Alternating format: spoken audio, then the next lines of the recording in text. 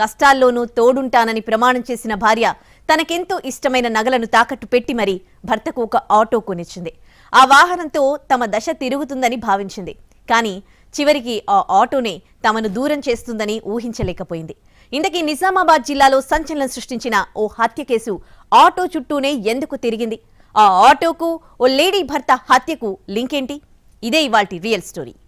కొనింది second hand ఆటోనే, కానీ అదే వారి పాలిట జీవనాధారం. అదే తమ లైఫ్ను టర్న్ తిప్పుతుందని భార్యాభర్తలు కలలు కన్నారు.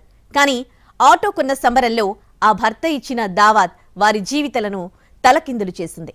ఇంతకీ ఏం జరిగింది? అతడు ఓ ఆటో డ్రైవర్, నిరుపేద కుటుంబం. ఆటో అతని ప్రాణం. ఓ అమ్మాయిని 8 ఏళ్లుగా ప్రేమించి పెళ్లి చేసుకున్నాడు. భార్య జాబ్ చేస్తుండగా భర్త ఆటో డ్రైవర్గా పనిచేస్తూ ఏడాదిన్నరగా ఉన్నంతలో సంతోషంగా జీవిస్తున్నారు ఆ దంపతులు. కిరాయి ఆటో నడిపిస్తున్న భర్తకు సొంత ఆటో కొనివ్వాలని